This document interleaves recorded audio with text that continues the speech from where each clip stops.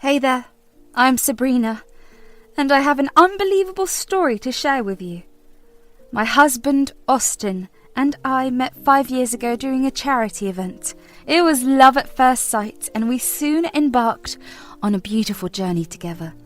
We got married 2 years later and worked tirelessly to ensure a comfortable life for ourselves. Our long work hours never prevented us from finding time for each other because we cherished every moment we spent together.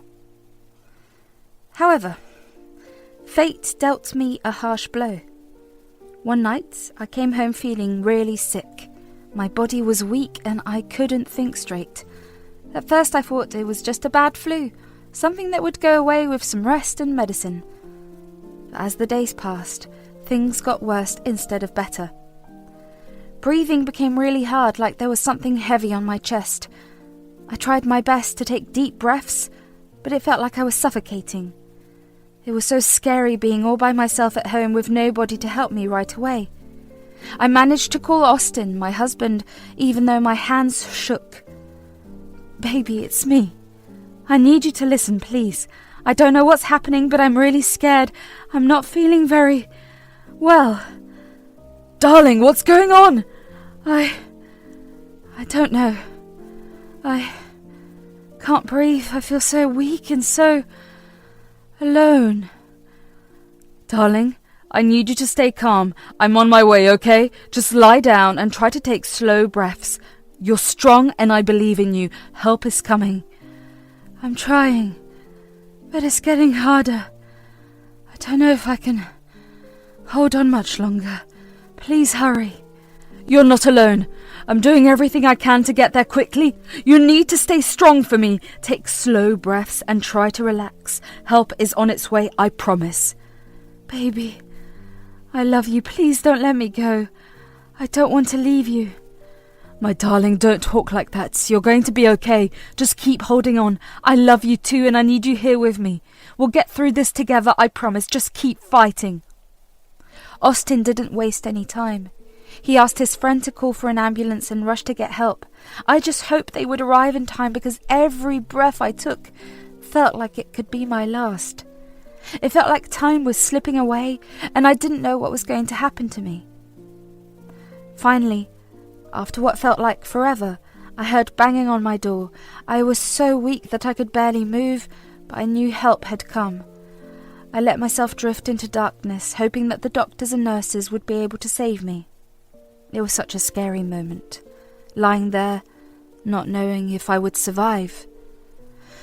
When I regained consciousness, I found myself in a hospital room, surrounded by white walls and the beeping of machines. To my relief, Austin was there, his eyes bloodshot from crying. "Austin, I'm so glad you're here. What happened? What did the doctor say?" "Of course, my love, I'll always be here. The doctors are still doing tests to figure out what's wrong. They gave you medicine to help with the fever for now, but they need more time to find out the exact problem." I feel so scared. I don't know how much longer I can handle this. What if it's something really serious? "I know that you're scared, love, but we have to stay strong and patient. The doctors are doing everything they can to figure out what's happening. We need to trust them and their knowledge." It's just not knowing is really hard. I don't want this to be life-threatening. I just want to be healthy again. "I want that too, my love. Remember, we're in this together. No matter what the doctors find, we'll face it together. I'll be right here, supporting you through it all." "Thank you, baby." Days passed and dread and hopelessness engulfed me. Austin was not allowed to be in the same room as me, as they were unsure of my condition. Nevertheless, he faithfully called me every morning and evening, diligently checking up on me. But the fear of the unknown weighed heavy on my heart, and I felt a sense of isolation. Finally, on the 4th day, the doctor approached me with a diagnosis. "Doctor, please tell me what's wrong with me. Did you find out what it is?" "So, the test results have come back and I have a diagnosis for you. It appears that you have contracted a rare form of tuberculosis." "Tuberculosis? Does that mean I'm going to die?" "No, Sabrina, please try to stay calm. We caught it at the right moment and there is a cure for it. With the right medication we can treat it successfully." Oh, thank goodness. So can I be cured? Yes, after 3 weeks of taking the medication, you will no longer be contagious. However, you will need to continue taking the medication for the next 9 months to completely get rid of the bacteria. That's a relief to hear. Thank you, Doctor. I'm so glad we caught it in time, but what about my husband, Austin? Is he at risk? We took precautions. Austin has been quarantined as a preventive measure, and we tested him for TB. Fortunately, his results came back negative. You can rest assured that he is not at risk. Thank you, Doctor. I'm so grateful that Austin is safe. We'll get through this together. After my discharge from the hospital, I returned home feeling weak and vulnerable. The financial burden of the hospital bills and the cost of medications weighed heavily on Austin. He worked long hours to ensure we could make ends meet, leaving me in need of someone to take care of me during my recovery. It was then that Austin suggested his mother, Harriet, as a potential caregiver. Baby, I get why you want your mum to help, but I'm not sure it's a good idea. We've always had problems, and I'm worried it could make things worse for both of us. I know, darling. I get that you're worried, but she's our only family, and I trust her to take care of you. And believe me, it would make me feel better if someone I trust is looking out for you. I know, but Harriet and I get along like fire and ice. What if her being here just adds more stress to everything? I don't think either of us will have the energy to deal with her shenanigans. Well, I know our history of my mum hasn't been great, but she's still my mum, and I believe in giving her a chance. It would mean a lot to me if you could try to let her help us during this time. Fine, baby. I know family is important to you. I'll do my best to put aside my worries and give Harriet a chance. We'll figure it out together, I suppose. The mere thought of depending on Harriet sent a wave of worry through me. Our relationship had always been strained, like two opposing magnets that repelled each other. Our personalities clashed and our differences seemed irreconcilable. I often felt judged and unsupported in her presence, as if my choices and opinions were constantly under scrutiny. Harriet's presence had a way of making me feel small and insignificant. Her remarks and comments were often laced with disapproval, leaving me doubting my worth. It seemed like no matter what I did, I could never meet her expectations or gain her acceptance. Our interactions were filled with tension and a constant undercurrent of unease. But at that moment, when I needed help the most, I felt trapped. I had no other family to turn for support. My parents had passed away, and I had no siblings. The only other person who could have come to my aid was my best friend Chelsea, but I didn't want to burden her with my troubles, so, with a heavy heart, I reluctantly agreed to let Harriet take care of me. I knew that accepting her help came with its own set of challenges. It meant putting aside our differences and finding a way to coexist for the sake of my recovery. It meant swallowing my pride and opening myself up to the possibility of disappointment once again. But I had no other choice. I needed someone to be there for me, even if it was someone as challenging as Harriet. Little did I know that the path ahead would be filled with frustration and disappointment. Harriet's assistance turned out to be far from what I had hoped for. Instead of providing the care and support I desperately needed, she seemed disinterested and negligent. I found myself navigating my recovery largely on my own, struggling to perform simple tasks while feeling utterly alone. Each day became a battle against my weakened body and the emotional toll of feeling abandoned by the person who was supposed to take care of me. But I kept my silence, not wanting to burden Austin further with the added stress of our strained relationship. It was a lonely and disheartening time, as I longed for compassion and understanding that seemed beyond Harriet's reach. One day I needed help getting to the bathroom. I was feeling particularly weak that day and wasn't able to do much by myself. I called out to Harriet to help me, but instead I was met with silence. I was growing frustrated and desperate. I decided to just take matters into my own hands. With the support of various things in my room, I made it over to my bathroom. Once I was done, I managed to get out and I was greeted by Harriet. At that moment, I felt a surge of anger course through me. "Why are you in my room? I already took care of the problem myself." I never wanted to take care of you in the first place. I'm sick and tired of having to be your caretaker when you're perfectly capable of doing it yourself. What do you mean by capable? Don't you see how much I'm suffering? Suffering? You don't know the meaning of suffering. I've had enough of this. I'm packing my bags and leaving. I felt my heart break at that moment. Why was she being so cruel to me? Couldn't she see how much I was suffering? I couldn't bring myself to say anything, because I was still reeling from the shock of her words. I tried to protest, but my legs gave out from under me. She just looked at me with disdain. Instead of offering aid, Harriet abandoned me, leaving me there. I lay on the cold, hard floor, sobbing uncontrollably, my heart shattered. Hours later, I awoke to Austin's frantic shaking.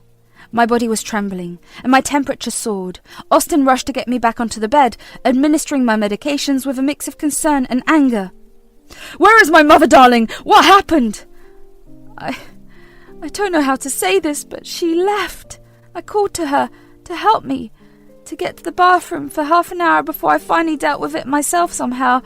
Then, when I was done, she came into my room and said such cruel things to me. She told me she never wanted to take care of me and that she was done. I can't believe she would do that. I'm so sorry, my darling.